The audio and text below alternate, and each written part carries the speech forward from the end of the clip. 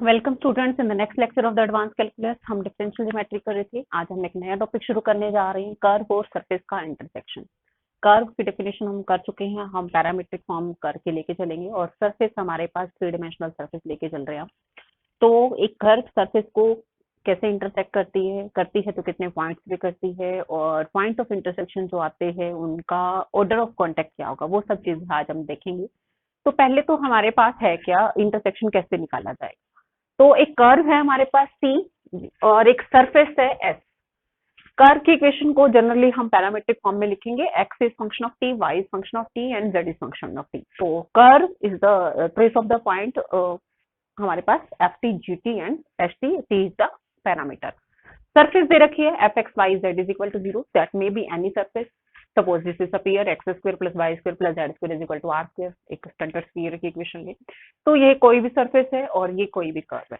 तो अगर हमारे पास सपोज ये सरफेस है, एक प्लेन अगर हमने लिया, ये एक तो ये कर्व है हमारे पास, कितने पॉइंट्स के ऊपर इंटरसेक्ट करेगी, ये कर्व सरफेस को कितने पॉइंट्स के ऊपर इंटरसेक्ट करेगी। ये 3D में है, जैसे विजुअलाइजेशन ऐसे कि 3D में है कि कितने पॉइंट्स के ऊपर, जैसे ये सरफेस है तो एक इधर जा रही है, फिर एक पॉइंट आ रहा है, फिर इधर से जा रहा है, फिर एक पॉइंट आ रहा है, तो कितने पॉइंट्स के ऊपर वो इंटरसेक्ट कर रही है। तो पहले पॉइंट ऑफ इंटरसेक्शन निकाल लेंगे, उसके बाद हम ऑर्डर ऑफ कॉन्टेक्ट के ऊपर आएंगे। तो पॉइंट ऑफ इंटरसेक्शन कैसे निकाला जाएगा कि हमारे पास ये जो पॉइंट है एक्स वाई जेड, अगर दोनों में कर्व के ऊपर भी कोई पॉइंट है, कर्व के ऊपर पॉइंट है एफ टी, जी टी और एच टी, टी की कौन सी वैल्यू के लिए, टी की कौन सी वैल्यू के लिए पॉइंट कॉमन हो गया। तो पहले हम टी की वैल्यू निकालेंगे कि टी की वो कौन सी वैल्यूज हैं जिसके करस्पॉन्डिंग इंटरसेक्शन आ रहा है। तो the value of T corresponding to the points which are common to C and S. तो हम पहले टी की वैल्यूज निकालेंगे for which the points are common, कि ये पॉइंट जो है वो इस सरफेस के ऊपर लाई करता है। कर्व की इक्वेशन में हमारे पास पॉइंट्स किस तरह से है, एफ टी जी टी और एच टी से। तो 1 और 2 का जब हमने इंटरसेक्शन निकालना है, दैट मीन्स ये जो पॉइंट होंगे एक्स वाई जेड जो कर्व के ऊपर है, वो किसको सेटिस्फाई करेंगे, सरफेस की इक्वेशन को भी। तो ये जो पॉइंट है हमारा F T G T H T, वो इस सरफेस के ऊपर भी लाई करेगा। तो for what value of T, for what value of T this point lies on this surface.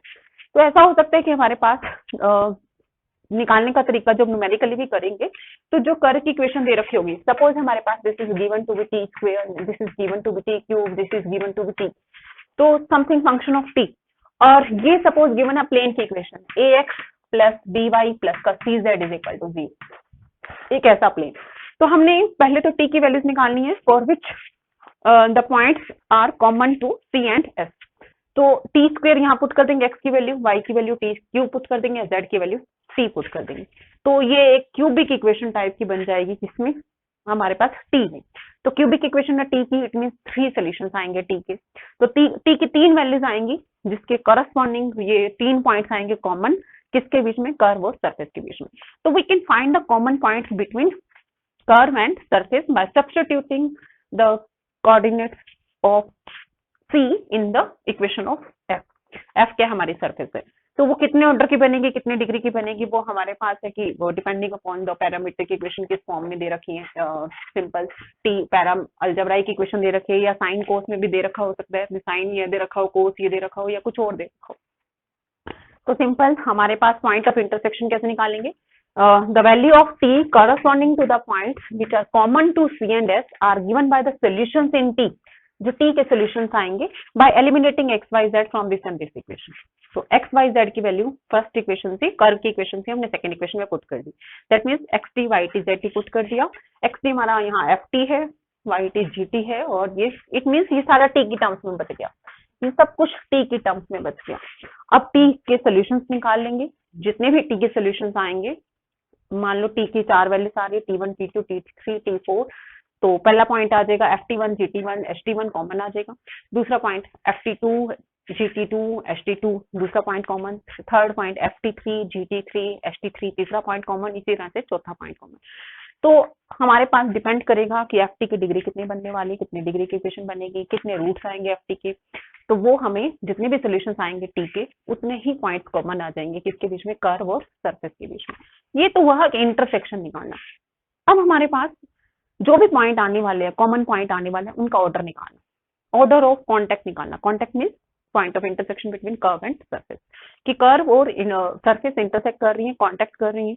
तो किसी भी पॉइंट का, जिस पॉइंट के ऊपर suppose t is equal to t not के ऊपर, इस पॉइंट के ऊपर टी नॉट के ऊपर कांटेक्ट हो रहा है सरफेस का और कर्व का। अब टी नॉट के ऊपर कितने ऑर्डर का कांटेक्ट हो रहा है? Order of contact at point T not. तो पॉइंट कॉमन आ जाएगा, f T not, g t not and S t not, this is the common point. लेकिन ये कांटेक्ट का ऑर्डर कितना होगा, नेक्स्ट हम उस चीज पे आ रहे हैं, ऑर्डर ऑफ कांटेक्ट की डेफिनेशन। अभी फर्स्ट ईयर अलजेब्रा में हमने अलजेब्राइक इक्वेशंस पढ़ी थी, अलजेब्राइक इक्वेशंस इनकी पॉलिनोमियल इक्वेशंस टाइप की। तो उसमें ये था कि रिपीटेड रूट्स आते हैं हमारे पास पॉलिनोमियल के, वो सिर्फ पॉलिनोमियल इक्वेशंस के लिए था। अब यहाँ जरूरी नहीं है कि हमारा एफ टी जो हो पॉलिनोमियल एक्सप्रेशन हो टी के अंदर, बट एक निकाला था हमने, रिजल्ट्स निकाले थे कि अगर कोई भी पॉलिनोमियल इक्वेशंस हैं उसके रिपीटेड रूट्स आ रहे हैं, कि सपोज हमारे पास 4 डिग्री की इक्वेशन है, 3x raise to power 4 plus 5x cube plus 7x square plus 8x plus 1, कोई भी पॉलिनोमियल इक्वेशन, इसके रूट्स जो है सपोज आ रहा है x is equal to 2 2 2 and 3। तो 2 जो रूट है वो 3 टाइम्स रिपीट कर रहा है। तो हमने जो डेरिवेशन निकाला था कि 2 जो होगा वो 3 टाइम्स रूट है, रिपीटेड रूट है, तो 2f(x) को भी सेटिस्फाई करेगा, 2f'(x) का भी रूट बनेगा, 2f सेकंड डेरिवेटिव का भी रूट बनेगा। अगर 2 की मल्टीप्लिसिटी 3 है, 2 is the repeated root of, then it is also the root of the derivative. तो अगर 3 मल्टीप्लिसिटी है तो सेकंड डेरिवेटिव तक का रूट बनता था, 4 मल्टीप्लिसिटी है किसी भी रूट की तो वो थर्ड डेरिवेटिव तक का रूट बनता था। तो वो हमने पॉलिनोमियल इक्वेशंस के लिए किया था। Same not in polynomial equations, ये हमारे पास जनरल है कि using Taylor series we can solve that, कि अगर कोई टी नॉट किसी भी इक्वेशन का रूट है, वो इक्वेशन जरूरी नहीं है कि वो अलजेब्राइक इक्वेशन हो, पॉलिनोमियल इक्वेशन हो, हमारे पास किसी भी तरीके की इक्वेशन हो सकती है, साइन कोस में, लॉगरिथम में, कि अगर कोई टी नॉट सपोज इसी का ही ये एक्सप्रेशन बन रहा है, suppose sin t plus cos t, जो भी आ जाए, किसी भी तरीके का एक्सप्रेशन हो सकता है, कि अगर कोई भी टी नॉट इसका रूट बन रहा है तो वो अगर रिपीटेड रूट है कि 2 बार रिपीट हो रहा है तो वो फर्स्ट डेरिवेटिव का भी रूट बनेगा। क्योंकि एफ अगर सपोज टी की वैल्यू टी नॉट इसका रूट है और टी नॉट जो है मल्टीप्लिसिटी 2 लेके आ रहा है, तो टी नॉट जो होगा एफ के फर्स्ट डेरिवेटिव का रूट बनेगा। सेम अगर इसी तरह से सेकंड डेरिवेटिव का रूट बन रहा है तो फर्स्ट डेरिवेटिव हमारे पास टी नॉट 3 टाइम्स रिपीट होगा अगर सेकंड डेरिवेटिव का रूट बन रहा है। थर्ड डेरिवेटिव का रूट बन रहा है तो हमारा टी जो होगा वो थर्ड डेरिवेटिव का रूट बन रहा है, तो मल्टीप्लिसिटी टी नॉट की 4 हो जाएगी। तो वो सेम हमारे पास not in algebraic equations, we can have that result in any type of equation using the Taylor series। तो टेलर सीरीज में यहाँ से तुम चेक भी कर सकते हो ऐसा क्यों हुआ, क्योंकि अगर हम ध्यान से देखें कि अगर हमारे पास टी नॉट सोल्यूशन बन रहा है इक्वेशन 3 का, कोई भी टी नॉट सोल्यूशन बन रहा है इक्वेशन 3 का, तो हम एक्सपैंड कर सकते हैं। अब हमारा ये जो सरफेसेस कर्व चल रही है दैट इज स्मूथ सरफेस चल रही है, स्मूथ सरफेस मीन्स कि डिफरेंशिएबल है वो, तो हम टेलर सीरीज एक्सपैंड कर सकते हैं हमसे। तो अगर हम एफ को एक्सपैंड करें अबाउट टी नॉट, तो Taylor series of F T about T nought वो क्या बनेगी, F T nought plus T minus T nought into F dash T nought divided by 1 factorial, T minus T nought का square divided by 2 factorial F double dash T nought, T minus T nought raise to power N general term N X factorial F N T not and चलती जा रही है। Infinite series हमने ली।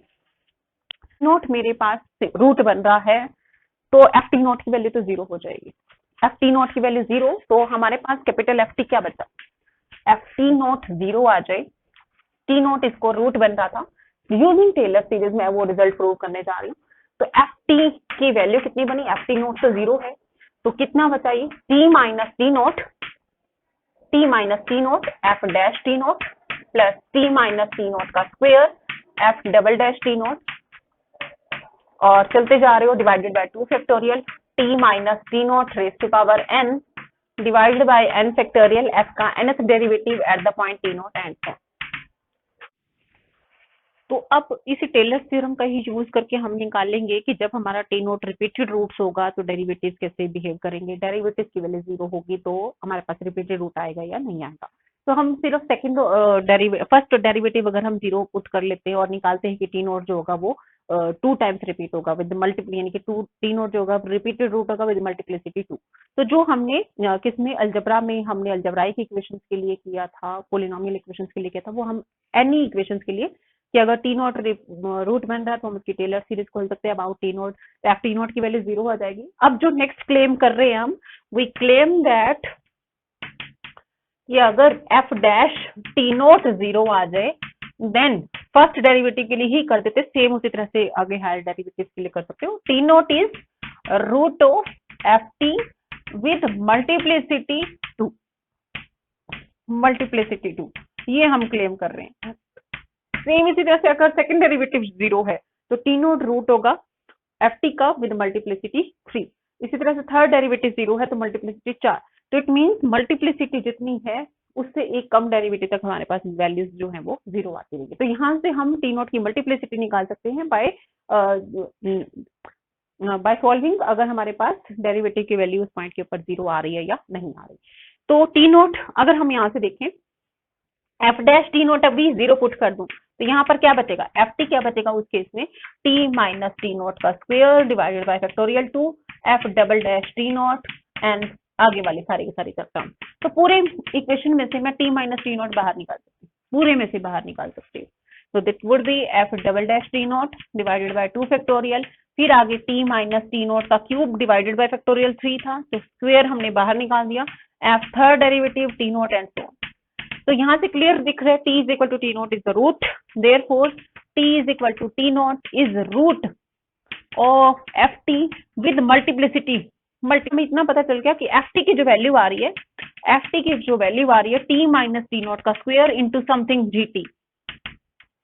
तो t is equal to t not is root of F t with multiplicity 2 आ जाए, 2 multiplicity 2 बार root बनेगा t is equal to t note. तो हमारे पास डेरिवेटिव फर्स्ट डेरिवेटिव अगर एफ टी नोट 0 है but f dash T not non 0 है, दैट मीन्स मल्टीप्लिसिटी 1 ही है।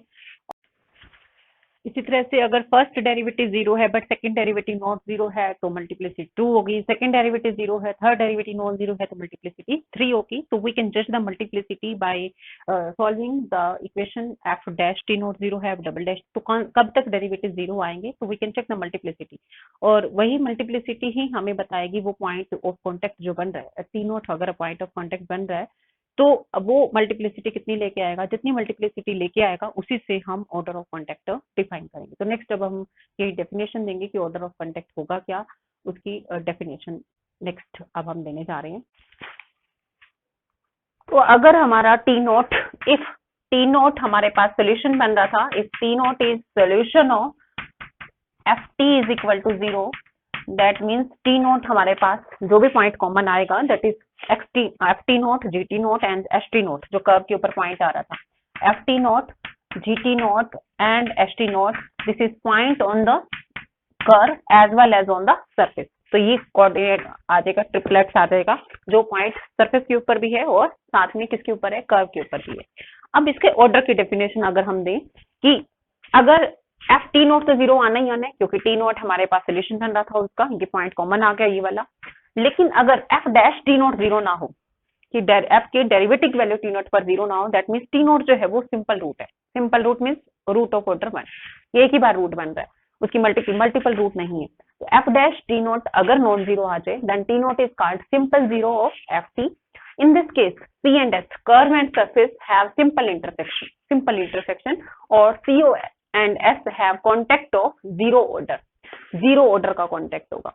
इसका मतलब सिर्फ और सिर्फ एफ टी नोट 0 है, F dash T not is non 0। Same इसी तरह से अगर एफ डैश टी नोट 0 आ जाए, एफ डैश टी नोट 0 आ जाए but F double dash T not non 0 आ जाए, इसका मतलब टी नोट रूट जो है वो 2 बार रिपीट हो रहा है। टी नोट इज कि हमारे पास ये जो पॉइंट बनेगा दिस इज कॉमन है हमारे पास सरफेस के ऊपर भी और प्लेन के ऊपर, सरफेस के ऊपर भी और कर्व के ऊपर भी, but this is the 2 times हमारे पास टी नोट की 2 वैल्यूज कॉमन आ रही होंगी, तो 2 बार रूट बन रहा है। Then t not is called in this case C and S have, हमारे पास डेफिनेशन चेंज कर रहे हैं, then t not is called root of with multiplicity 1 with multiplicity and S have contact of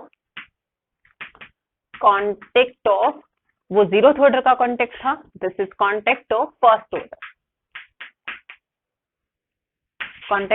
order या फिर 2 point contact। 2 definition, एक तो order के साथ दिए, एक पॉइंट ऑफ कॉन्टेक्ट के साथ 1 2 लगाया। पहले वाला था 1 पॉइंट कॉन्टेक्ट था, अब रूट 2 बार रिपीट हो रहा है 2 पॉइंट कॉन्टेक्ट, रूट 3 बार रिपीट होगा तो 3 point contact, but contact of जब ऑर्डर लगाया तो ऑर्डर मीन्स जो डेरिवेटिव 0 होगा उतना ही ऑर्डर ऑफ कॉन्टेक्ट। तो that means C and S have contact of first order या 2 पॉइंट कॉन्टेक्ट। सेम इसी तरह से अगर हम एफ सेकंड डेरिवेटिव 0 हो, एफ का सेकंड डेरिवेटिव 0 हो टी नॉट पर, बट थर्ड डेरिवेटिव 0 ना हो, then T naught is called, then C and S have contact of second order at T naught and contact of second order at T naught, or we can say 3 point contact, 3 point contact, क्योंकि T naught जो है वो 3 बार repeat होगा वो root, 3 point contact. तो in general अगर हम nth की बात करें कि अगर हमारा nth डेरिवेटिव तो 0 है टी नॉट पर, but n plus 1th derivative is non zero, then क्या होगा हमारे पास C and S curve and surface have contact of nth order, or we can say n.1 points of contact।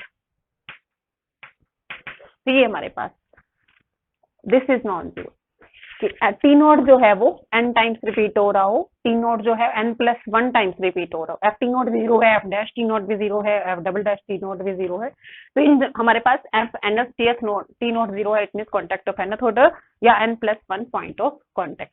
तो हमारे पास जब भी हमें पॉइंट ऑफ कॉन्टेक्ट का ऑर्डर निकालना हो, वर्किंग रूल क्या चलेगा, जब भी हमें पॉइंट ऑफ कॉन्टेक्ट का रूल निकालना हो, एक सी दे रखा होगा पैरामीट्रिक फॉर्म, एक सरफेस दे रखी होगी हमारे पास एक्स वाई जेड में, तो पहले तो इंटरसेक्शन निकालना, दैट मीन्स कर्व और इस पॉइंट का हमने वो टी निकालना है जहाँ कर्व के पॉइंट इसको सेटिस्फाई करेंगे। तो कर्व इसको सेटिस्फाई नहीं करेंगे, दैट मीन्स हमने यहाँ भी जो भी पैरामीट्रिक फॉर्म दे रखी होगी वो सरफेस में पुट कर देंगे। सरफेस हमारी कोई भी होगी, कैपिटल एफ लिया मैंने, तो जस्ट इसमें X T Y T Z T यहाँ पुट कर दो, we get equation in T, और टी के रूट्स निकाल लोगे, सोल्यूशंस निकाल लोगे टी में, और जो सोल्यूशंस आएंगे वो हमारे पास कॉन्टेक्ट पॉइंट ऑफ कॉन्टेक्ट बनेंगे, बट उसका ऑर्डर फाइंड आउट करना है। दैट मीन्स अगर टी नोट अगर सोल्यूशन बन रहा है तो F dash T nought check करेंगे, F double dash T nought check करेंगे। तो जहां पर भी हमारे पास ये कंडीशन सेटिस्फाइड होगी कि एफ टी नोट का nth डेरिवेटिव 0 है but n plus 1th derivative is non zero, then we can say the curve and surface has point of contact of nth order at the point T note.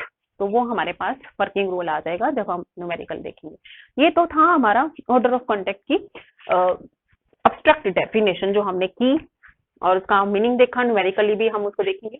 But इसका geometrically अगर meaning देखें हम, geometrically इसका meaning क्या होगा, generally हमारे पास contact of zeroth order जब हम कहते हैं, कॉन्टेक्ट ऑफ जीरोथ ऑर्डर, इसका मतलब कर्व और सरफेस सिर्फ इंटरसेक्ट कर रही है, सिंपल इंटरसेक्शन है, कुछ नहीं है। तो इसमें simple intersection of curve and surface.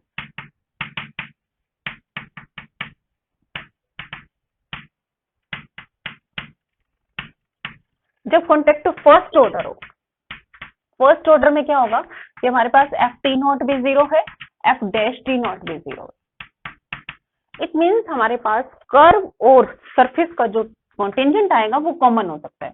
इस तरह से हमारे पास कि कर्व जो है इसको टच करती हुई आएगी, कर्व जो है इसको टच करती हुई आएगी। T not is the point कि एक स्फीयर है और एक कर्व है हमारे पास, तो स्फीयर और कर्व का इंटरसेक्शन जो आ रहा है, T not is the double root आ रहा है।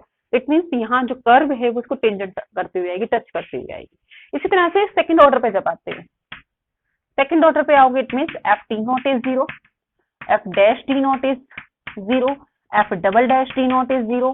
तो यहाँ जो आएगा हमारे पास टी नॉट पॉइंट के ऊपर कि फर्स्ट डेरिवेटिव 0 है, सेकंड डेरिवेटिव 0 है, तो उसमें हमारे पास जो कर्वेचर होगा कि कर्व का हमारे पास जो कर्वेचर आएगा, और इस पॉइंट के ऊपर जब हम निकालेंगे जितने भी पॉइंट ऑफ इंटरसेक्शन यहाँ पर आएंगे हमारे पास, तो वो कर्वेचर जो होगा ये ऑस्किलेट करता हुआ आएगा इसी सरफेस के साथ। वो हम ऑस्किलेटिंग का मीनिंग आगे देखेंगे। तो एक्चुअल में ये मीनिंग चलते जाएंगे कि फिर आगे कर्वेचर कॉमन आ जाएगा, फिर उसके बाद डेरिवेटिव ऑफ कर्वेचर कॉमन आ जाएगा, डेरिवेटिव कर्वेचर हमारे पास सेम होगा। तो वो हम आगे जब हम कर्वेचर की डेफिनेशन करेंगे, ऑस्किलेटिंग प्लेन की डेफिनेशन करेंगे, ऑस्किलेटिंग कर्व की डेफिनेशन करेंगे, वो उसके साथ हम इस कॉन्सेप्ट को और ज्यादा डिटेल में करेंगे। तो फिलहाल हम क्वेश्चंस के ऊपर आ रहे हैं। तो फर्स्ट क्वेश्चन अब जो हम लेके चल रहे हैं कि हमारे पास कर्व दे रखी है x is equal to T, y is equal to T square and z is equal to T cube. ये कर्व की इक्वेशन दे रखी है। This has 6 point of contact with the paraboloid. Paraboloid ये दे रखा है, तो C दे रखा है, कर्व की इक्वेशन दे रखी है xt is equal to T, yt is equal to T square and zt is equal to T cube. और सरफेस दे रखी है मेरी fxyz, so this is equal to x square plus z square minus y. This is equal to 0. So this is your surface. Point of intersection are given by, या point of contact कह सकते हो, point of contact of CS and S are given by कि ये जो curve का coordinates हैं वो इसको सरफेस के ऊपर भी लाई करें। तो दैट मीन्स क्या आ जाएगा हमारे पास, f we get function of t only, x is function of, जब पुट कर दोगे t स्क्वायर प्लस का टी क्यूब का स्क्वायर एंड माइनस का T square, this is equal to 0। The point of contact of C S and, तो equation on T बच गई, जितने भी टी के रूट्स आएंगे उतने ही पॉइंट्स ऑफ कॉन्टेक्ट आ जाएंगे। बट हमने निकालना था कि ओरिजिन जो है वो ओरिजिन के ऊपर पहले तो इंटरसेक्ट करेंगे और साथ में जो ओरिजिन के ऊपर पॉइंट ऑफ कॉन्टेक्ट आएगा वो 6 ऑर्डर का आएगा। 6 पॉइंट ऑफ कॉन्टेक्ट यानी कि 6 टाइम रूट से रिपीट हो होगा ओरिजिन वाला। तो यहाँ पर भी clearly C and S passes through origin, pass through origin. क्यों, यहाँ से कैसे दिख रहा है कि वो दोनों ओरिजिन से पास कर रहे हैं, क्योंकि ये ओरिजिन सेटिस्फाई कर रहे हैं 0 0 0। ऑल्सो का x t 0 कब होगा, जब t 0 है, और जब t 0 है तो y और z भी 0 आ जाएंगे। t 0 मीन्स y और z 0, इट मीन्स कि हमारे पास C भी जो है वो ओरिजिन से पास करिए, तो C और S कांटेक्ट तो कर रहे हैं ओरिजिन पर, बट ओरिजिन हमने निकाल के दिखाना है 6 पॉइंट कांटेक्ट लेके जा रहा है, दैट मींस 6 टाइम्स रिपीट और होगा t इज इक्वल टू 0 पर। t is equal to 0 is the point, 0 is the point corresponding to origin on the curve, point origin on the curve। Curve के ऊपर origin कब आएगा, curve origin पे कब आएगी, जब t की वैल्यू क्या होगी, 0 होगी। तो हम प्रूव करेंगे, we claim that t is equal to 0 is point 6 point of contact, that means contact of fifth order भी लिख सकते हो, contact of fifth order. t is equal to 0 is point of contact of fifth order, ये हमने निकाला। It means हम claim क्या करेंगे, वी क्लेम f 0 पर 0, f डैश 0 पर 0, f सेकेंड डेरिवेटिव 0 पर 0, f थर्ड डेरिवेटिव 0 पर 0, कॉन्टेक्ट ऑफ फिफ्थ ऑर्डर निकालने तो फिफ्थ डेरिवेटिव तक जाओगे, फोर्थ डेरिवेटिव की वैल्यू 0 पर 0 एंड फिफ्थ डेरिवेटिव की वैल्यू 0 पर 0। तो ये हमारा क्लेम है। तो हमारे पास t is equal to 0, t is the 0 is the point corresponding to the origin, और वो हमने निकालना है कि वो ओरिजिन जो था वो 6 पॉइंट कॉन्टेक्ट था, that means t is equal to 0 is the 6 point contact, that means contact of fifth order. तो हमने ये निकालना है। तो अब हमारे पास ft क्या निकल के आ रहा था, ft जो निकल के आ रहा है, ft इज, अगर हम यहाँ से कर लें t raise to power 6 plus का t, बस t रेज़ टू पावर 6 ही बचा, ये वाली टर्म कैंसिल हो जाएगी। f दैट मींस f 0 पर, t की वैल्यू 0 पर 0 आ रही है, f dash t that is 6t raise to power 5 and f dash 0 भी 0 आ रहा है, f second derivative t that is 30t4, ये भी हमारे पास क्या आ रहा है, 0 पर 0 आ रहा है। इसी तरह से next derivative 120t cube, third derivative t पर, वो भी 0 पर 0 आ रहा है। इसी तरह से फोर्थ डेरिवेटिव t पर, वो आ गया हमारे पास 360t square and then fifth derivative 720t and then sixth derivative t पर। तो जब हम कहते हैं कॉन्टेक्ट फिफ्थ ऑर्डर, तो हमने फिफ्थ डेरिवेटिव तो 0 निकालना है, बट सिक्स्थ नॉन 0 होना चाहिए, ये भी साथ में सिक्स्थ नॉन 0 होना चाहिए, तब हम कहेंगे कॉन्टेक्ट ऑफ फिफ्थ ऑर्डर है। तो अब यहाँ से चेक कर सकते हो कि फोर्थ डेरिवेटिव 0 पर 0 है, t को 0 पुट करोगे तो फिफ्थ डेरिवेटिव भी 0 पर 0 है एंड सिक्स्थ डेरिवेटिव 720 आएगा विच इज नॉन 0, कांस्टेंट आ रहा है 0 पर, इसकी वैल्यू 720 ही बचेगी विच इज नॉन 0। तो this curve and surface has point of contact at origin and origin has 6 point contact कि 6 बार रिपीटेड रूट आएगा वो, तो और हम कह सकते हैं कि कॉन्टेक्ट ऑफ फिफ्थ ऑर्डर। तो अगर हमारे पास कॉन्टेक्ट ऑफ nth ऑर्डर है, दैट मीन्स इसका मतलब क्या है कॉन्टेक्ट ऑफ nth ऑर्डर का, कि n.1 पॉइंट ऑफ इंटरसेक्शन आएंगे और वो सारे के सारे कंसाइड कर रहे हैं कि n.1 n+1 जो होगी वो मल्टीप्लिसिटी होगी उस पॉइंट की। तो that is the concept of order of contact between curve and surface. Next question पे अब हम आ रहे हैं, नेक्स्ट क्वेश्चन करने जा रहे हैं finding the equation of surface. Surface की इक्वेशन निकालना, हमें सरफेस और कर्व दे रखा हो तो हम पॉइंट ऑफ इंटरसेक्शन निकाल सकते हैं। अब हमें सरफेस नहीं दे रखी, हमें फाइंड आउट करनी है इक्वेशन ऑफ सरफेस, बट क्या गिवन होगा, कर्व गिवन होगी और कर्व और सरफेस का पॉइंट ऑफ कॉन्टेक्ट का ऑर्डर क्या होगा वो गिवन होगा। तो सरफेस और कर्व जहां इंटरसेक्ट कर रही है पॉइंट ऑफ कॉन्टेक्ट गिवन है और उसका ऑर्डर गिवन है। तो हमारे पास find the equation of the plane, first question उसी के ऊपर based, find the equation of the plane which has 3 point of contact, 3 point contact at origin. कि पॉइंट ऑफ कॉन्टेक्ट पहले तो पॉइंट ऑफ इंटरसेक्शन दे रखे है कि वो ओरिजिन है दोनों का, हमें वो प्लेन निकाल के दिखाने हैं जो इस कर्व के साथ इंटरसेक्ट कर रहा हो, ओरिजिन पे इंटरसेक्ट कर रहा हो। ओरिजिन का ऑर्डर भी दे रखा है कि origin has 3 point contact, 3 point contact या कॉन्टेक्ट ऑफ सेकंड ऑर्डर कह सकते हैं कि ओरिजिन जो है वो 3 टाइम्स रूट बन रहा होगा, हमारे पास 3 पॉइंट कॉमन आ रहे होंगे, तीनों पॉइंट ओरिजिन के ऊपर कोइंसाइड कर रहे होंगे। तो दिस इज आवर कंसेप्ट, हमें इक्वेशन ऑफ प्लेन निकाल के दिखानी है। तो इक्वेशन ऑफ प्लेन हम मान लेते हैं, let equation of plane be ax plus का by प्लस का cz प्लस का d is equal to 0। But क्योंकि हमारे पास प्लेन और सरफेस, कर्व और सरफेस दोनों इंटरसेक्ट कर रही है ओरिजिन पर, इसका मतलब ओरिजिन यहाँ पर भी लाई करेगा और ओरिजिन यहाँ पर भी लाई करेगा। तो since origin is point of contact between c and s, c is the curve, c है हमारे पास ये अब और s हमारे पास ये चाहिए between c and s, therefore और 0 और s जो ओरिजिन जो है वो सरफेस s के ऊपर लाई करेगा, therefore plane passes through origin,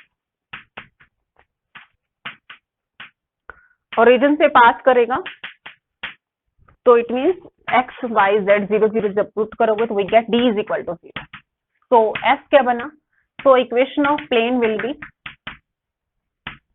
ax plus by plus का cz इज इक्वल टू 0, ये प्लेन और कर्व हमारे पास ये। Point of intersection of c and s are given by points of contact या इंटरसेक्शन कह सकते हो, intersection of c and s are given by कि जब c और s इंटरसेक्ट करेंगे तो c के कोऑर्डिनेट हमारे पास t4 - 1 t3 - 1 t2 - 1, यहाँ इसको सेटिस्फाई करेंगे, we get equation and t non a into x, a into t4 - 1 plus का b t³ - 1 प्लस का c t² - 1, दिस इज आ गया। अब यहाँ पर x y z कर्व भी ओरिजिन से पास कर रही है एंड किस वैल्यू ऑफ t के लिए कर्व जो होगी वो 0 0 और 0 में से पास करेंगे। x y z कहाँ से होंगे, कौन सी वैल्यू ऑफ t के लिए, now x y z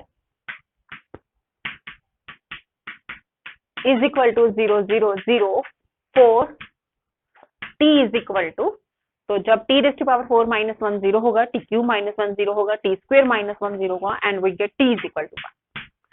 t is equal to 1 के लिए कर्व जो होगी वो ओरिजिन से पास करेगी। तो हमने निकालना था कि ओरिजिन जो है वो 3 पॉइंट कॉन्टेक्ट ले रहा है या कॉन्टेक्ट ऑफ सेकंड ऑर्डर ले रहा है। तो इट मींस ये दे रखे है कि ओरिजिन जो है वो 3 पॉइंट कॉन्टेक्ट ले रहा है बाय द गिवन कंडीशन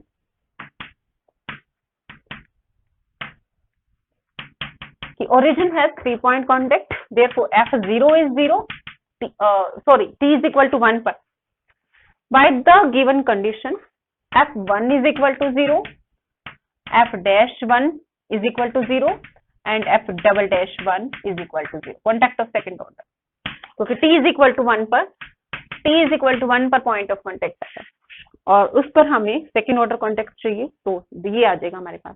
तो हमारे पास 3 अननोन थे a b c और 3 इक्वेशन है हमारे पास, इन तीनों को सॉल्व करके हम a b c की वैल्यू निकालेंगे और जब पुट कर देंगे इक्वेशन ऑफ द प्लेन में, प्लेन क्या था ax प्लस का by प्लस का cz इज इक्वल टू 0, तो we have to compute a b c, तो a b c हम इन 3 इक्वेशन से निकालेंगे। तो f(1) अगर जब मैं पुट करूंगी, जब f(1) पुट करोगे तो वो क्या आ जाएगा, 0 आ जाएगा। एफ डैश वन निकालेंगे फिर से हम, क्योंकि एफ डैश टी निकालोगे,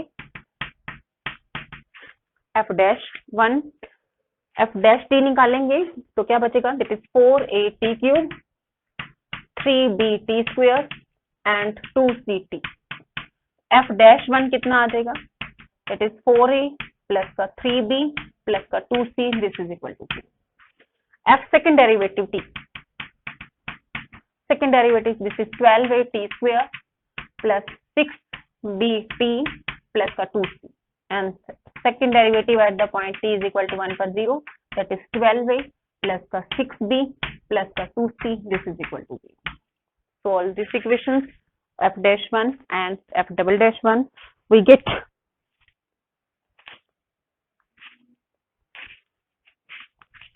solving this equation in terms of ABC, we can choose the discriminant method.